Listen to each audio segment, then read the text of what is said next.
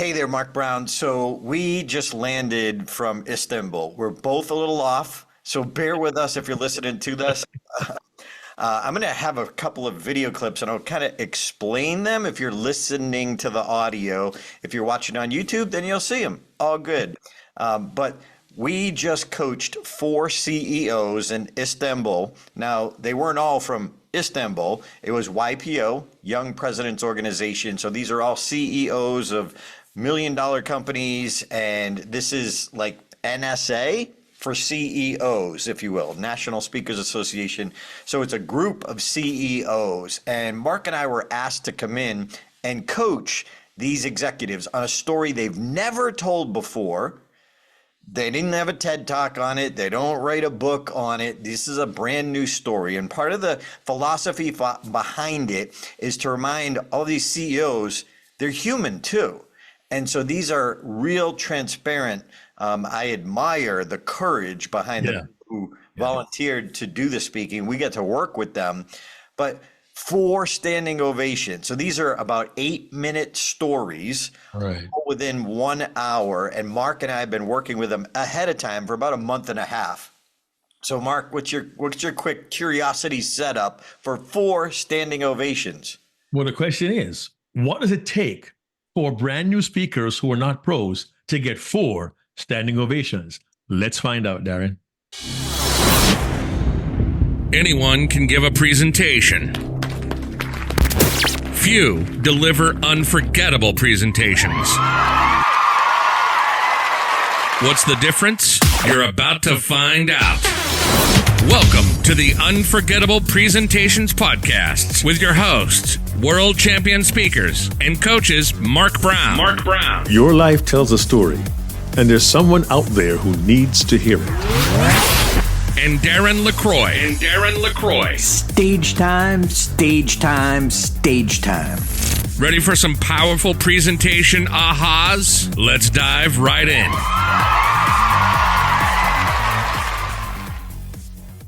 And Mark, I was just listening to our intro. Anyone can anyone can deliver a presentation, but not everyone gets a standing ovation. That's right. That's certainly true. Yeah, it's very easy.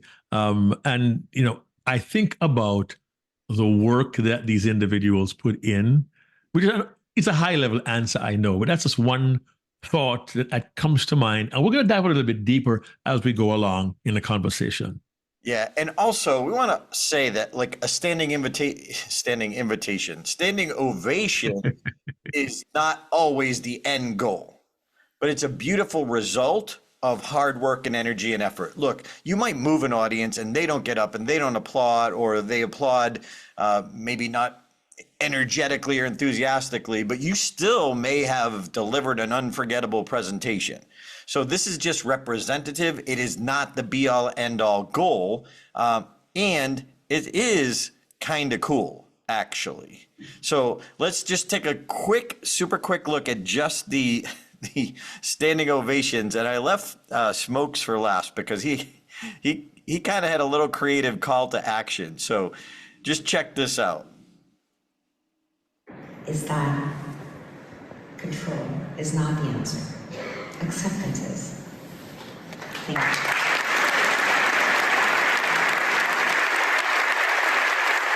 So that was Patricia.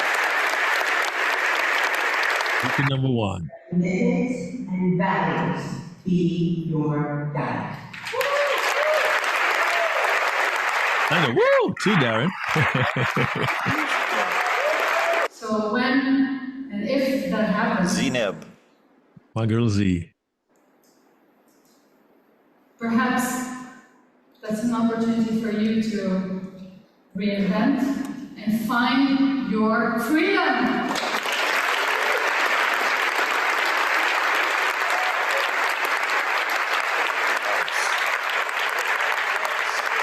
Now 100 CEOs standing. Gratitude. Please stand up.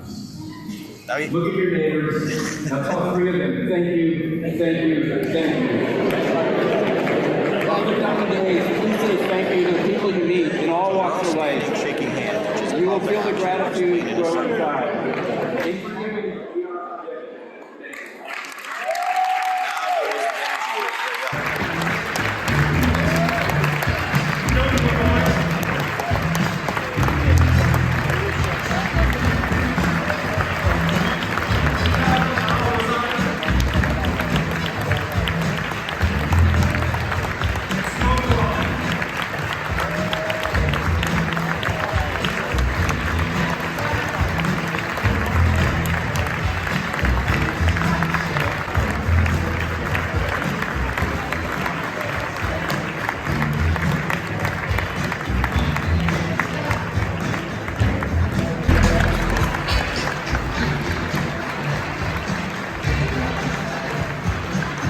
So at the end, they came out for a curtain call. And if you've heard us talk before, we talk about foundational phrases. Right. So when they did the curtain call at the very end, where they brought all 4 of them, they were standing in front of their foundational phrase, which we didn't plan. It wasn't our idea, but it was really cool because it encapsulated their message.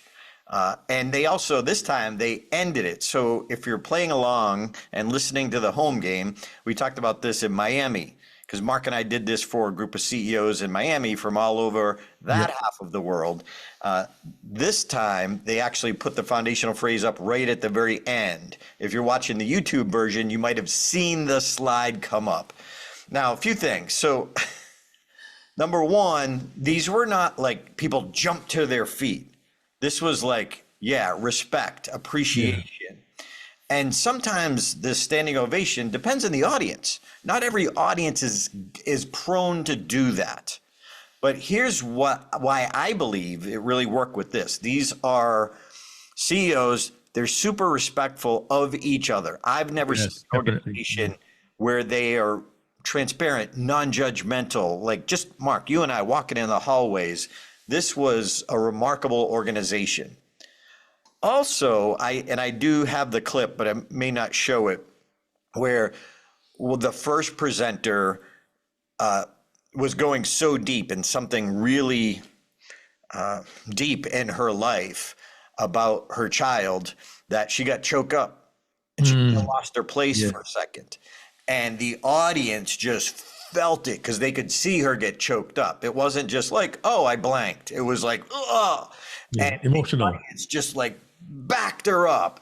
Applause break of encouragement. And we always try to remind you, the audience wants you to win. They did not come there to see you lose, to bore them, to put them to sleep, to show too many slides with too much text. They want you to win. We're the ones who often screw it up. So we actually had a different order in mind, but they chose this order. And I'm so glad they did because of that moment, because it also congealed the audience to just be supportive. And Mark, I have never seen so 4 presenters in an hour, I want to say there were 3, 4, or 5 applause breaks in all of them. Yeah. At least 3. And there was one that got 5 applause in the middle, which... An 8-minute speech, right? And that spoke to the power of the personal story and the way in which it was told and the connection that each of these presenters had with the audience. The audience was with them. The audience wanted to be with them, and the audience wanted to connect with them. And it kind of spoke to me, Darren, about the power of a personal story well told. So the subtext here is a personal story well told will create an unforgettable connection with the audience. Yeah, I mean, they took courage. Not to go over all of them, but one person had their life devastated, where their whole life, in a tennis career, like this has been her whole life. Everything she's been working on since she was like, what, 3 years old? 3 years old, yeah, 3 years old. And all of a sudden it was all taken away from her. So you're like, oh, it's tennis. This is her whole life. Her family invested. One woman, wow, powerful story about her husband being shot at work. And they own this business by an employee who they had promoted the day before.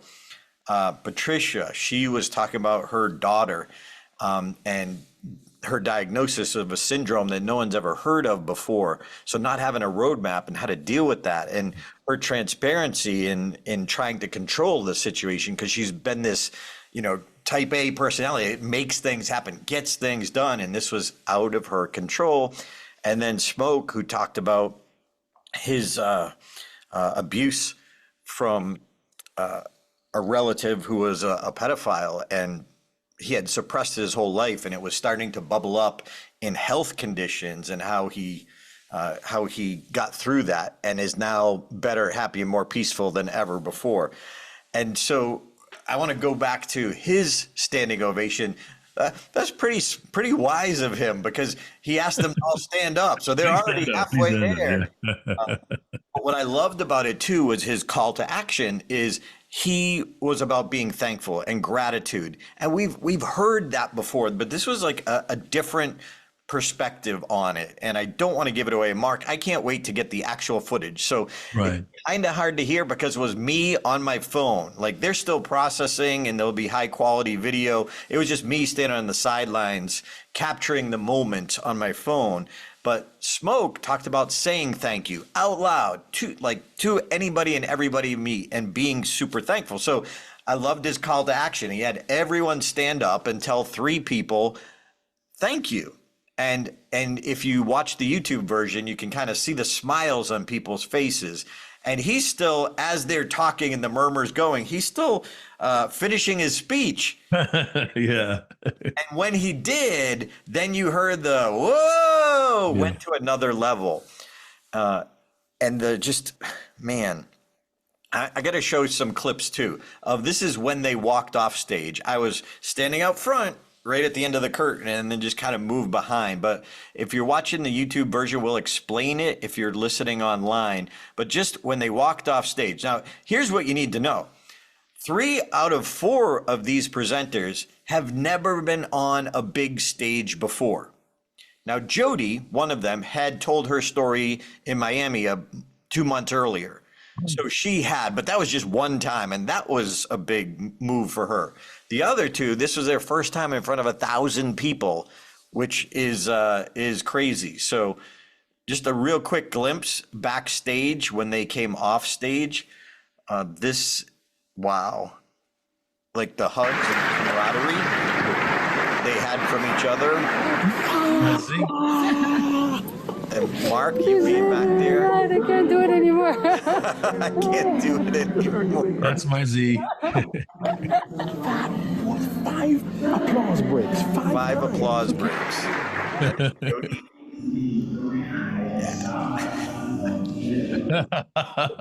Look at that bounce, man. That's great. Excited, bouncing up and down. Again, this is backstage, and we're just kind of capturing some moments back there. So proud of Patricia. Yeah, there she is. She was so conversational. Jody was so much more conversational than in Miami. Yeah. Difference 2 months. Look at those. Look at those. Look at her. Oh man, look at the response. They're jumping up and down. They're applauding each other. There's Ryan, who's in charge, and he was applauding as well. They're high fiving each other. They're giving hugs. That was the camaraderie they had. You know. And then Smoke, the closer. Brother. Yes. He's our cleanup hitter. Yeah. So For a bunch of home runs. There you go. Like seeing the journey and feeling behind the scenes. But what you don't see for everyone is the energy and effort. We worked with them 1-hour sessions for about a month and a half. Now they came to us with an idea. With an idea. So it was a long way, especially never being in front of 1,000 people before. You know, they're high-level executives, so they've presented before. It's not like their first time on stage ever, but it's a whole different game when you're telling your transparent story. Not with employees who have to listen to you and you're giving them the, you know, the business strategy of why we're moving forward or the thing. Like this is different when you're ripping your guts wide open. Transparency. Yeah. And I remember this, I don't know if you remember all of them, Mark, but the struggles, the frustrations, I don't know what to do. I don't know what my message is. You know? Yeah, it's funny. We cannot chuckle about that now, but I remember having that particular convo. I think the first 3 calls we had with Patricia was like, okay, I don't know what the message is going to be. Here's the story. I don't know. And even then, as she was telling the story, you could see she was emotionally breaking up a few times. It was that deep and meaningful. So first of all, I could see the courage it took for them to literally open up their heart and share their deepest, darkest moments of their lives with an audience of their peers with a goal of just letting you know how human we really are. Because we often think of people who are CEOs as, they make all this money, they run these companies, they have, smokes on Forbes and New York Times, and we see MSNBC, but to reveal the true self. took such great courage. And as you said, Darren, to start with an idea and then to work through the idea to build a structure, to build a speech, and then to internalize the speech and then to rehearse the speech, to work on how to move on a large stage. It was a process. And for us, it was certainly very gratifying. But I understand the process they had to go through and the mindset they needed that eventually became 4 standing ovations. And I have to say this, Darren, I don't believe a one of them said, I'm going to go up there, wow the audience, and get a standing ovation. That was never on their radar. We never had that mentioned even once. That was not their goal, but it was the result of the hard work, energy, and effort they put in. Yeah, none of them sent us an email ahead of time saying, I'm going to be the 2025 world champion. Inside joke for those who don't know. Very often we'll find someone who will contact us and their goal is to win the Toastmasters World Championship, and they'll close their email with, I'm Mark Brown, the 2025 world champion of public speaking, because if I can speak it into existence, it's going to happen. I don't want to sound cynical, but that has nothing to do with the work you put in and the quality of what you deliver on a platform. And these 4 individuals, despite busy schedules, flying all over the world, running large companies, still put the work in. Mm-hmm. And because they're willing to do that, we also learned how coachable they were. Because Darren, you have a philosophy about that too. If you're not coachable, there is no cure. Yeah, and I mean, Smoke, for example, well, Patricia launched a brand new book. Smoke was going from country to country in between. He didn't even... He was closing 3 deals. He was closing 3 multi-million-dollar deals when it was going on. From the U.S., and he didn't go back to the U.S., I don't think. Yeah. But when we hit the ground, what was really helpful, I think, and get this, we're trying to give you some lessons learned from... This is not Mark and I being on the stage. This is working with people to be on the stage, which is very different. Mark, I had a reflection. I put it on TikTok and Instagram and stuff when I landed at the Vegas airport after this trip, just reflecting on all that happened. And I was like, you know what? When you walk off stage and you know you nailed it, it's a beautiful feeling.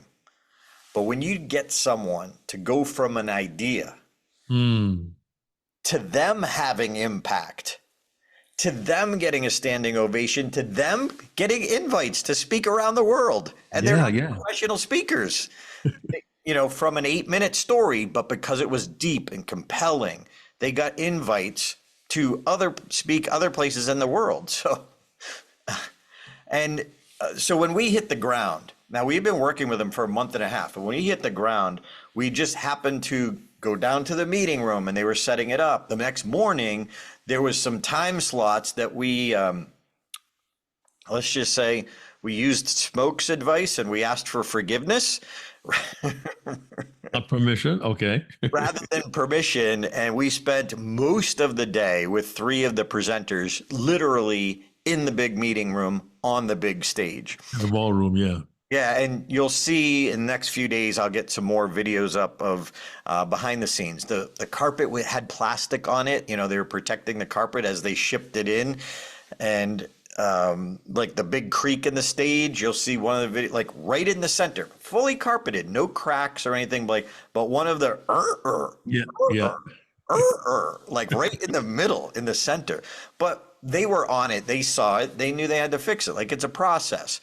But what was cool was watching them grow as we were literally on the stage, showing them where to go. I remember Patricia having her 4 emotions and taking a step to the left and a step to her left and a step to the left, helped her just internalize it. And you could see their confidence grow as they literally walked the stage. Yeah, and during that process also, Darren, I discovered just how focused our coaches were. So to this, it's a huge stage. It's a very wide stage. And at one point, we've got Patricia on one corner, we've got Jody on one corner, and they're both rehearsing their parts of their speeches, and they don't even see each other. At one point, Patricia's on the stage by herself, and the tech team is rehearsing and playing her introduction video. And she's so focused on the rehearsal, She's not letting anything distract her. She has no idea they're playing her intro video right behind her on the big screen because she is focused on getting, I want to own this space. I want to deliver the best that I can. I really want to make myself available to the audience, be honest, open, and I want to deliver in the most effective way. That's the kind of focus and concentration that these speakers were exhibiting to us on the stage. And we've heard before about the presenters who, in rehearsal, would ask their family members to distract them, to make a sound, to blow the car horn, but they would not lose focus. But here she was on stage with Jody on one end, her video behind her, and she says, I had no idea they were playing it because they were focused on what they were doing. So not only were they coachable, when it came time to rehearse and practice, they practiced with focus. They remained focused on the task at hand and the goal of serving the audience. Yeah, Mark, I even remember at one point you were up on stage with them, showing them the Edate Scan. Yes. And Z, I don't know if you remember or not, but Z nailed that. There's this ginormous pause right at the beginning of hers. I'll play a clip in a second from it, but it was so powerful. And this is a new technique that we kind of brought to her the day before, because she had other things to worry about. And these are all people, again, running their businesses in the background, running their lives in the background. And oh, by the way, you're going to tell a brand new story that you've never never delivered before. And, you know, they rehearsed it with their friends and family, but being on stage is different. And I'm so glad we had that whole day. It was almost the whole day that we could get in there, and then we get kicked out for a little while. Then we came back. But you could see their confidence grow as they found their place on the stage for their different stories. It was powerful. And then the next day, we were not allowed to be in that room because they were doing too much setup. So we were, if you're watching the video, you'll see this, but we were in just a little conference room, just us and them working it through, making tiny tweaks at the end, and still giving them, again, being careful to not give them too much the day before.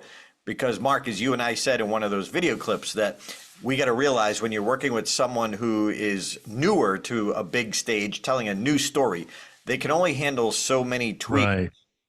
Right.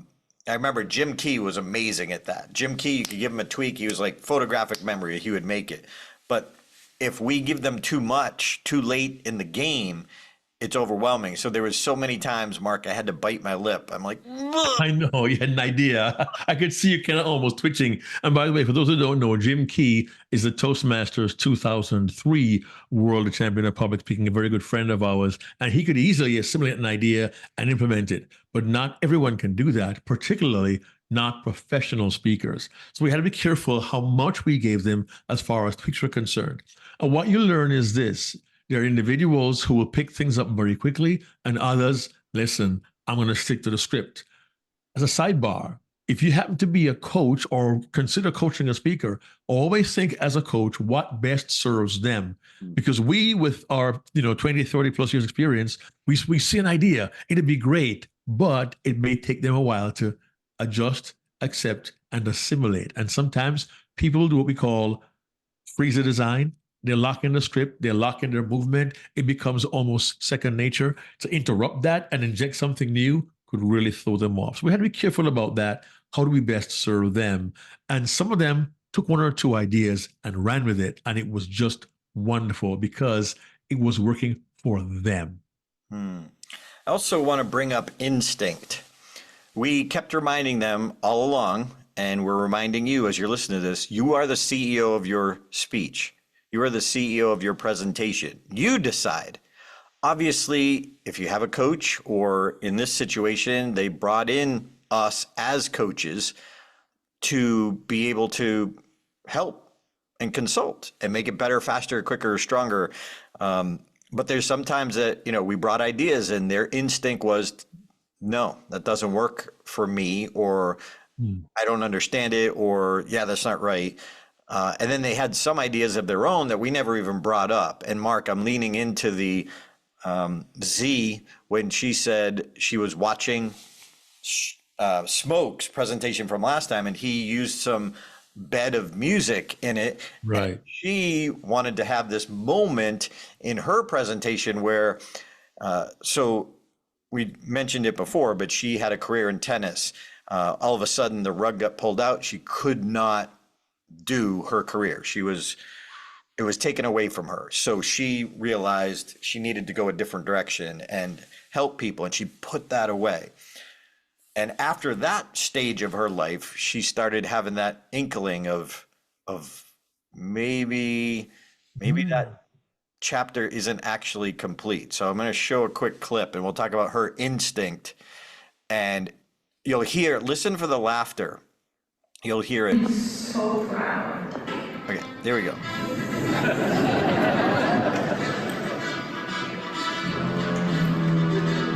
I made the decision to go back to professional tennis. So I'm hoping we don't get in trouble for using a couple seconds of that. Yeah. But she used the Rocky theme, and I wouldn't have thought of that for her. Yeah.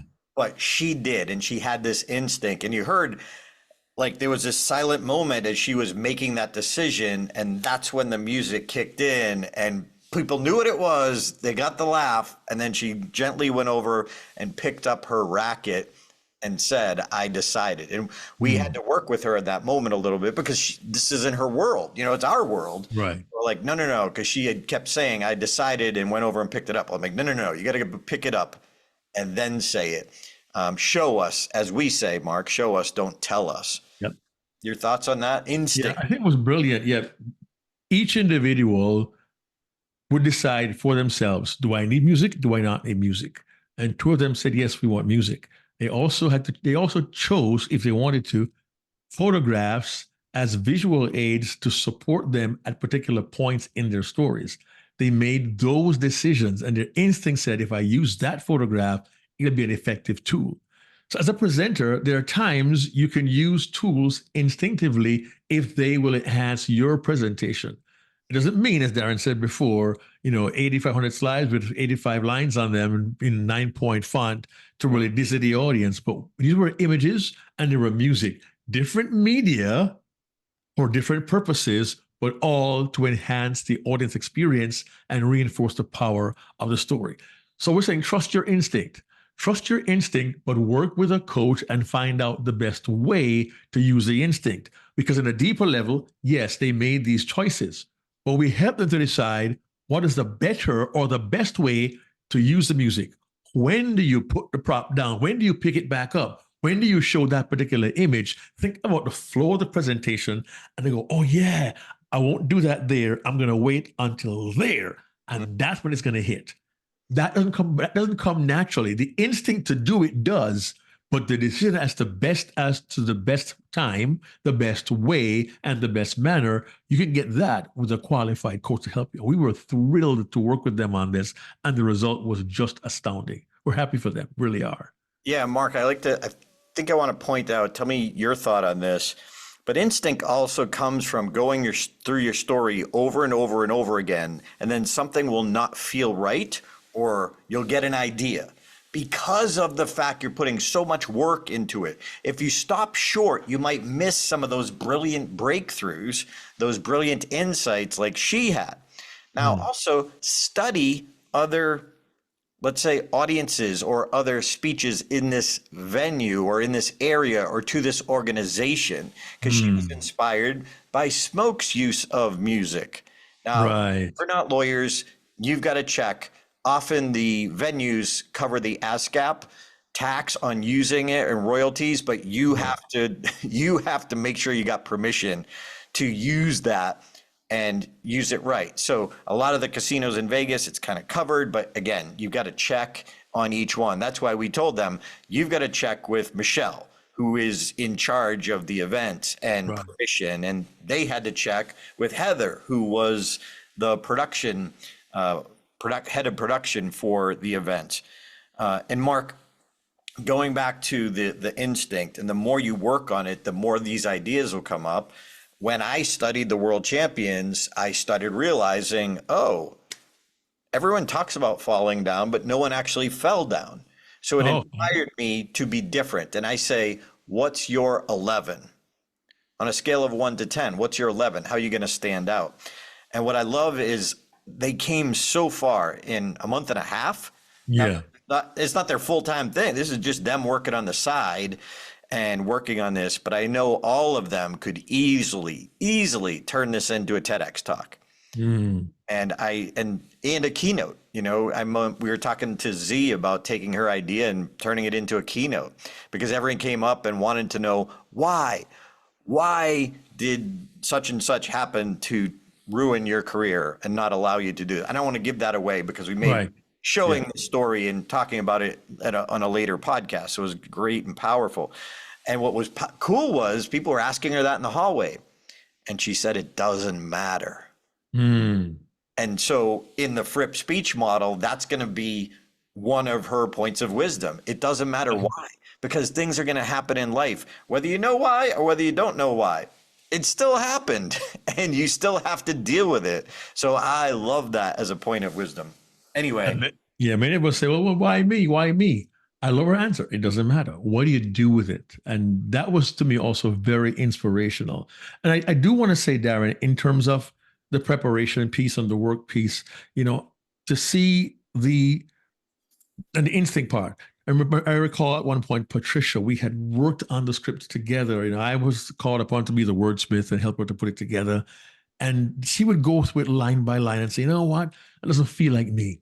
I don't like that. And she said, I'm going to chuck this out. This is like the day before the presentation. But she said, you know what? That didn't feel right for me. I'm not going to say it.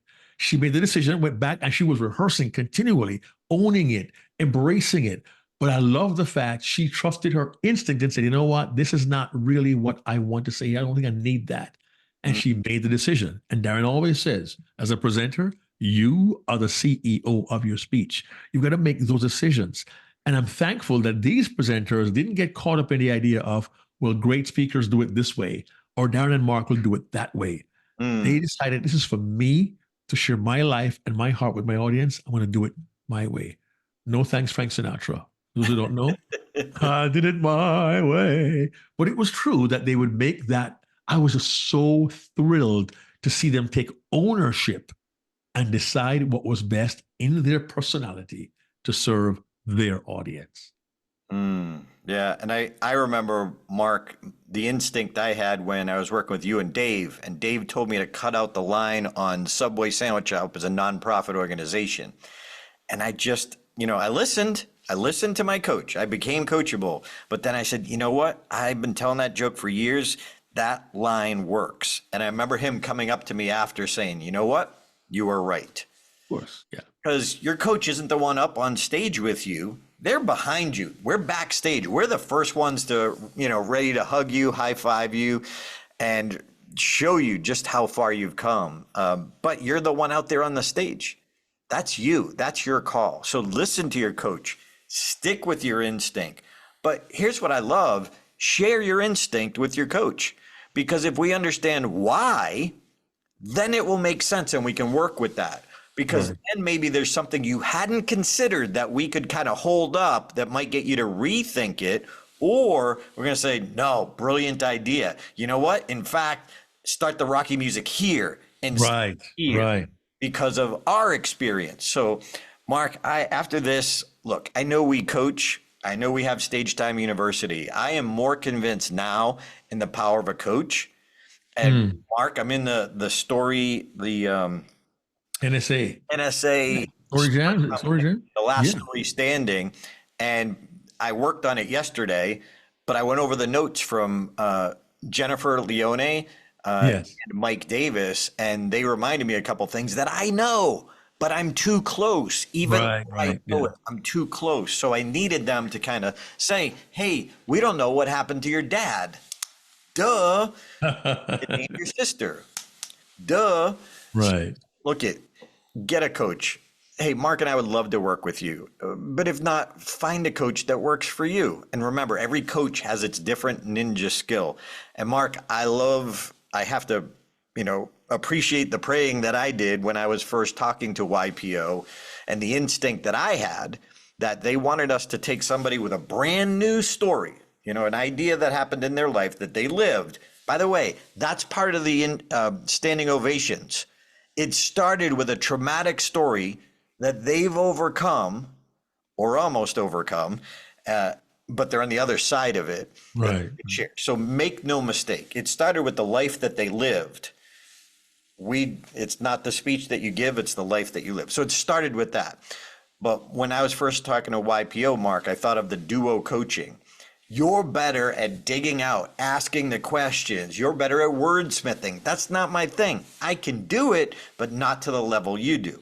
I love the stage plans that I created for them, and they seem to really love it too, especially a brand new story, using the stage to help anchor the different points and using the characters. And I remember making the adjustment with Jody the day before that her police officer, Mr. Davenport. Calling it like it is, Yeah. but she had this tendency to have her hands up. I'm like, no, he doesn't move. He's emotionless. Yep. So, and she was able to make that adjustment. So we just gave her that one, but I think it made a big difference in that character, especially when something's at the beginning of your speech.